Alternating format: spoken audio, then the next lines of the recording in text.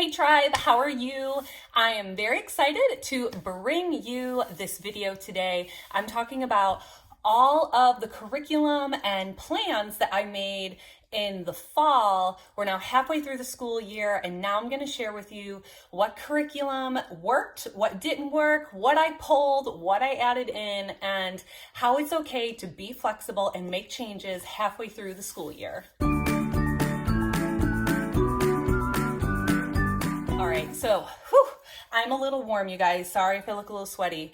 I'm just having a super productive day, just finished a workout, and I was like, you know what? I have all these awesome endorphins going. I'm gonna film this video that I planned on filming tomorrow, but I'm filming it now. So luckily, through your phone or your computer, you can't smell me. And so I just kind of fluffed up my hair, kind of slapped my cheeks, and here we go. So it's halfway through the school year. It's January at the filming of this video, and I always get super pumped halfway through the year. Just like with New Year's, I don't make resolutions, but I do like re-up, and I get excited about new goals and the fresh new year, and the same thing applies with my homeschool. So if you've been around the channel for any amount of time, you know that we are a year-round homeschooling family. And I do that because when I want to take a break, I want to take a break and not feel guilty about it. If we're going to take a long trip somewhere, I don't want to feel guilty about it. And so we are lighter in the summer, heavier typically in the fall and winter, and then whatnot. And so I feel zero pressure to finish a curriculum, you know, within an 8 to 9 month school time. We just finish it when we finish it. And luckily I live in Northern Illinois, and in the state of Illinois, in my homeschool laws, we are very, very blessed to have like no testing or anything like that. And so again, make sure you know your homeschool laws. But I have 3 kiddos. If you are new to the channel, welcome. I'm Kimberly. I'm a homeschooling mother of 3. Currently, my kiddos are 10, 7, and 6. And in all of their subjects, they literally range in multiple grade levels. And so I couldn't really tell you what grade level they are because they're kind of all over the place. Wherever they're at, they're at. And so I'm going to jump right into it. So we're going to start with my little guy, Eli. He is 6 years old. In public school, he would technically be in, I think he would technically be in kindergarten, maybe first grade. No, he would be in first grade. Sorry. You know, this is hard. He would technically be in first grade. And so things that worked. If I do have all of my curriculum videos, you guys, sorry to like throw this in here. I do have all my curriculum videos, full walkthroughs of everything I've ever used in the homeschooling curriculum playlist. So go ahead and check those out. But we are still rocking our homeschool math lessons for a living education from Master Books. He is over halfway through what would be level 1. It says level 1 is suitable for ages 5 to 7.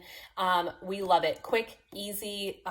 He's just thriving with it. So math is still rocking it. All my kids use the same curriculum, and I've never tried anything else because this has been great and no tears.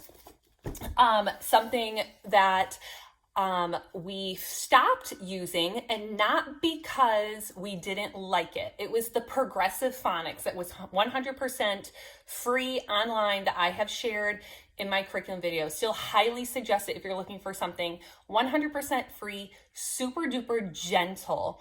You just print it out at home, or honestly, you can just use it right on the tablet and you don't have to print anything. I just like to print things. We were using it, we were loving it, but my daughter, Mia, my 7-year-old, had just finished from The Good and the Beautiful, the Booster Card A cards here. And so I've taught my oldest how to read using The Good and the Beautiful and really liked it. And it's changed a lot since my oldest one has done it. But my plan was when Mia finished level A booster cards, here's just like an example of what those look like. But my plan was always when Mia finished level, the first level here, I was just going to pass it down to Eli, and we were just going to stop using the progressive phonics unless he put up like a big, like, no, let's not do this. He had no problem with it. He was like, yeah, sure. Okay. I get to use like the big kid cards that my sister is using. Sorry. I showed you guys the page and now I'm kind of lost where he was. So, okay. We just finished this one today. All right. So we're back where we needed to be. So anyway, Eli we're done using progressive phonics. We're just going to be totally switching over to the good and the beautiful just because the resources are available because I'm passing it down through kids. So he's thriving using, so far, the booster cards for the good and the beautiful. And it comes with the matching easy readers, plus all the Bob books that we use and whatever else. This has been awesome. I do not use the workbook, like the big language arts book anymore with my kids. I just use their reading curriculum. I use other stuff for their writing and whatnot. So loving this. This is really working. Something that did not work for Eli, my 6-year-old. It actually kind of didn't work for any of my kids. But you will find I was using the fun schooling journals, or I was attempting to use the fun schooling journals. So I love the concept of these, interest-led learning, and I still see huge value in these, depending how you want to use them. But my son was not interested in using these books at all. And they're basically logs for the things that they're learning. He's not a big colorer. I knew it was kind of going to be sketchy if he was going to like this or not, but he was just like, no. I'm not doing this. I'm not coloring. I don't want to, he's just not into it. And you know what? That is okay. I'll just hang on to it or pass it down to someone else who wants it or whatever. But the fun schooling journals, this particular journal, and the other ones I got, he was like, no, thank you. So they may just be glorified coloring books. We'll see. Something that I added in for Eli and actually all of my kids was for their language arts, because every single day we do something different as far as our language arts. And so we'll say on Monday, we're doing some booster cards and some reading from this. And then on a different day, this is what I added in. I added in the Explode the Code phonics, essential lessons for phonics mastery. These have been around forever. They're very, very simple, but I wanted a different way for my kids to practice their phonics, that they always felt like they were winning and just weren't overwhelmed. So I always like to start with the phonics books of concepts that they've already learned, just to reinforce and for it to be easy. And there's just no tears. And so he's working on the level 1 books, and here, let's go up like this. So, they would look at the word and circle the ones that have the E sound, right? And then he has to read the word. I know it's all probably going to be backwards, guys. So you'd have to read the word and circle the one that matches it. So he has to read and then circle like that. There's a little bit of writing practice. Not all of them have the writing practice. Let's see, what's another good one in here? So he has to read the word, write the word, circle the picture, and then sound out each letter 10, circle the T, circle the E, and then write it there. And so when my kids do these for their LA in a day, I literally just have them do a spread, this side, that side, done for the day, plus some reading with me. So adding in, he's still working on level 1 because he only does it once a week.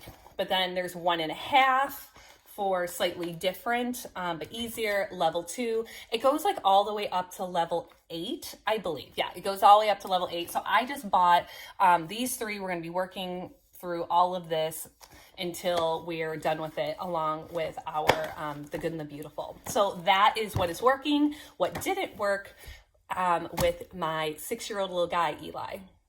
All right, for my 7-year-old who would be in 2nd grade, Mia, let's see what has worked for her. Obviously, her math. She is on level 2 math.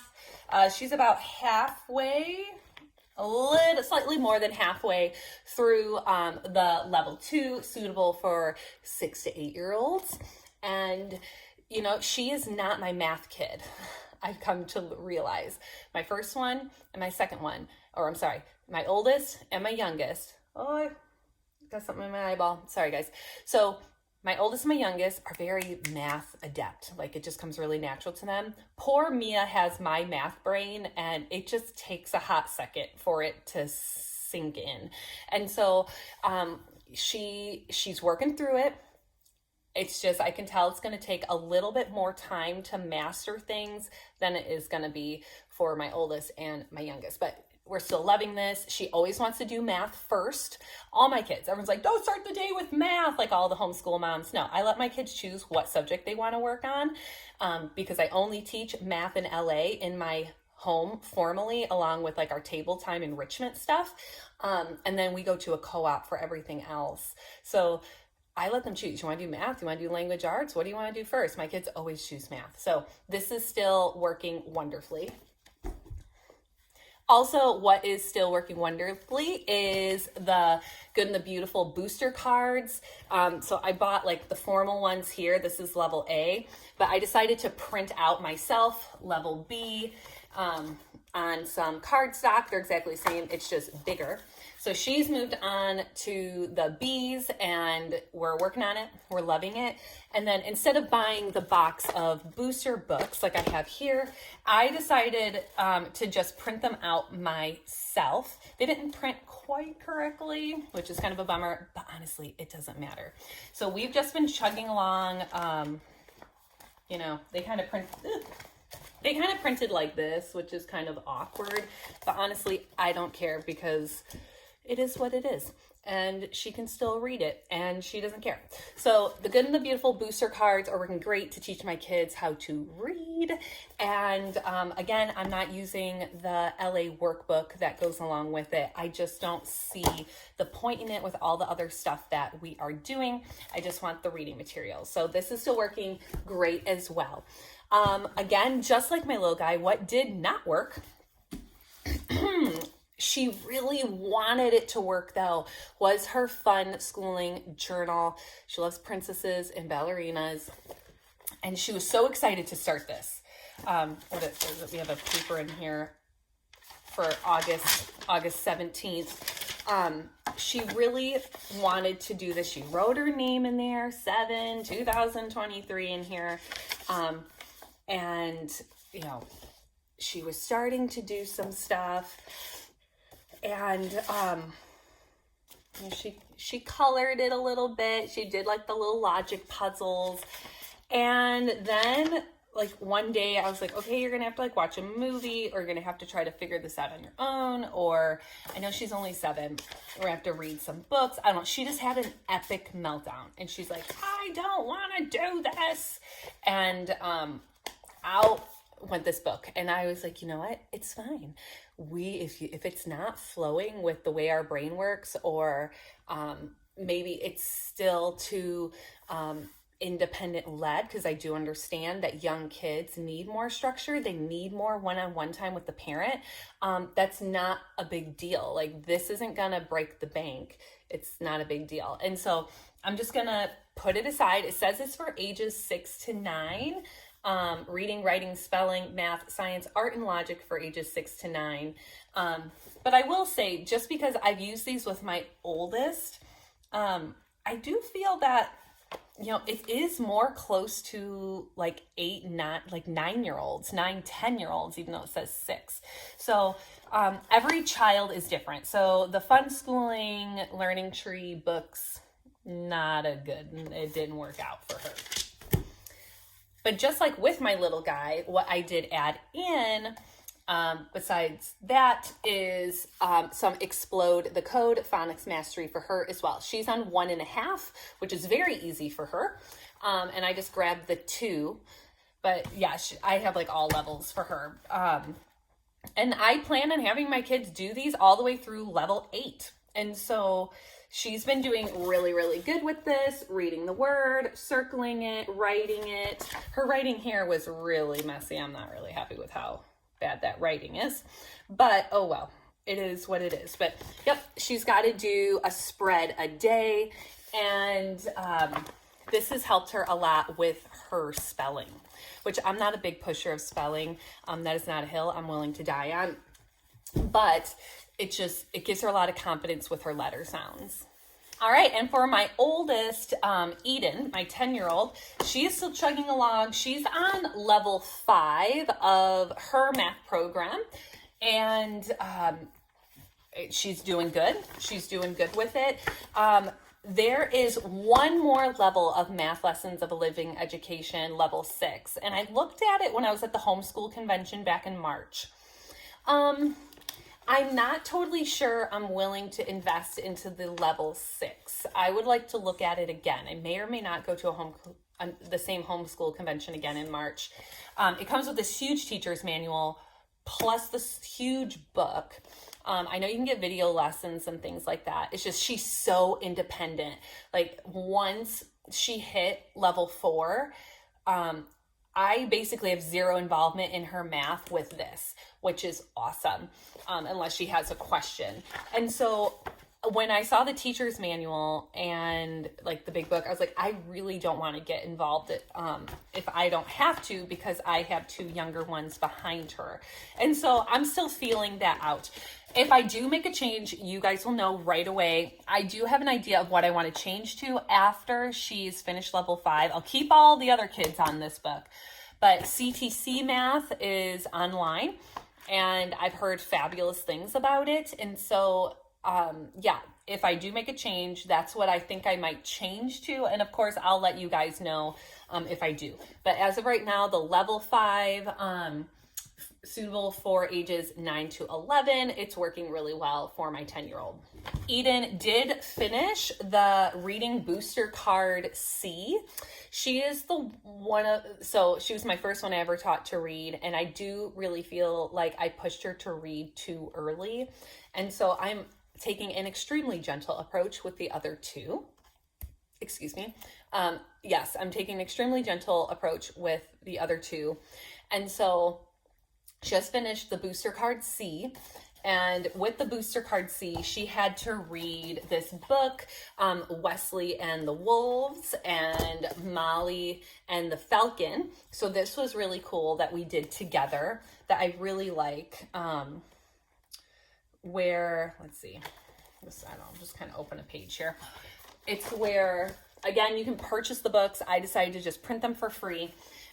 Where the student reads, one section and then the grown-up reads it in another. So this has been a really good thing for us to sit side by side and read together, make sure that she's reading faster, accurate, and things like that. So she just finished this. This was great. Really liked this. We'll pass this on to Mia when she gets done with level B. And now she's officially moved to the 4th grade. In public school, she would be in 4th grade. So she's finally just moved into what the Good and the Beautiful's level 4 would be. And in my opinion, the Good and the Beautiful is really advanced, especially if you compare it to public school, especially with their LA. And so,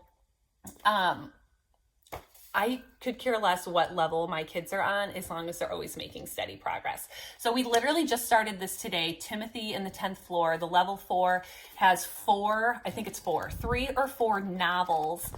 And again, she's not doing like the traditional workbook that goes with it because the lessons are all in here. I've noticed since we literally started it today, there's going to be vocabulary words and then challenge words just to make sure the kids know what these big words are, their definitions, and then challenge words, things that you kind of have to know more by sight because maybe they come from a foreign language. And then they'll have the lesson inside like this. And then the parent is reading a section and then the student is reading a section. And so we'll start the reading on a different day. We went through all the challenge words and the vocabulary words today, and it took about 15 minutes. And so, yeah, the lesson and the reading is all done in the novel, which I really, really like. So you're not juggling multiple books. So she's still really liking The Good and the Beautiful and this new approach since they've revamped it. Because she did one of the original ones back when she was like 5 and 6, and there was just like all these word charts, and it really put a very bad taste for reading and learning how to read in her mouth. And that is one of the very small regrets I do have as a human being, is pushing her to read and trying to get her to do things she just wasn't ready for. But again, you make your mistakes on your first kid, right? I mean, it's sad, but it's true. There's 2 things I actually added in for Eden because, let's see, there was something that, oh yeah, the thing that wasn't working. The thing that wasn't working, though she really likes it, it's just she wasn't motivated enough to, and I think she needed just a little bit more direction. We've had this book for years. This is the Thinking Tree, the Fun Schooling, all about animals, because she loves animals. excuse me. The library-based fun schooling journal for creative students. And she still really likes this. So, but she, I don't know, I would give it to her. She likes writing the stories. She likes a little story time writing, like you look at the picture and kind of create your own story.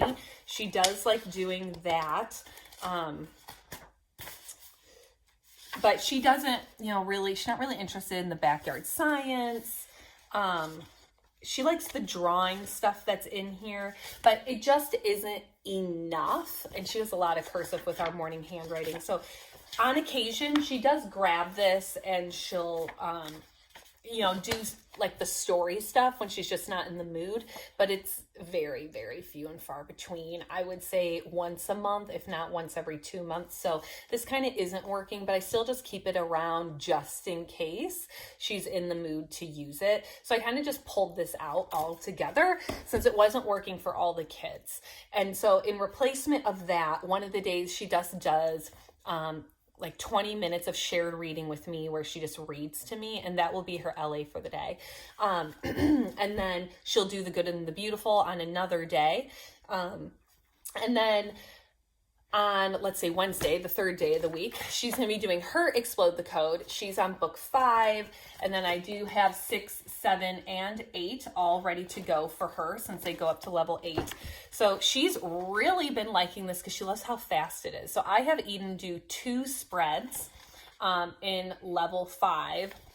So she has to read the words and put them in the sentences, and read the sentences and mark the one that like matches the picture.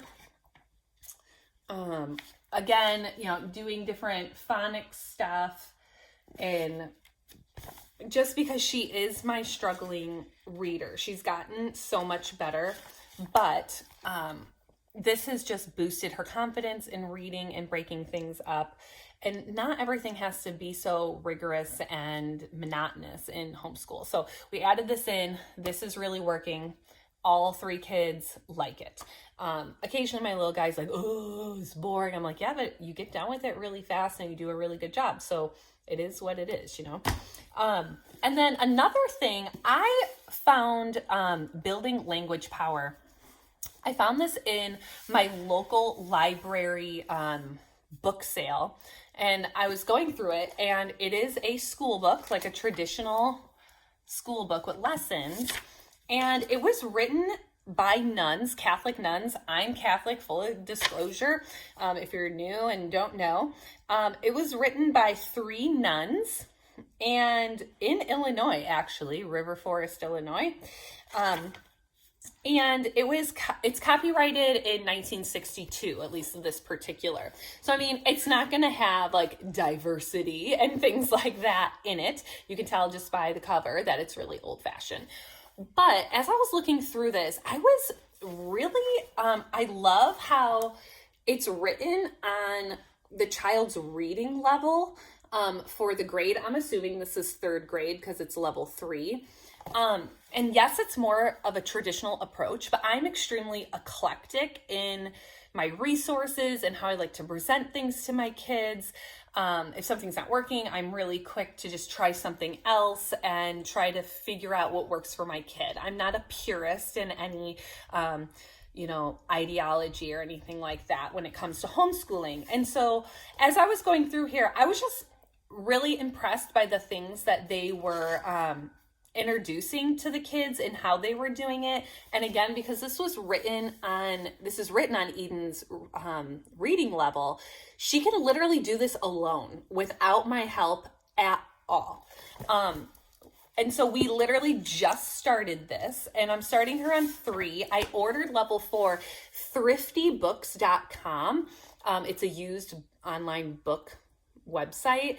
I found level 4, and then I found level 5, or is it 6? I don't know, on eBay. And so I plan on going through this one day a week with Eden until it's done. And we're just going to kind of go through these books, because there's some things that they talk about and teach in here that I know for a fact they don't even teach and talk about in public schools anymore, that I still think is really, really valuable.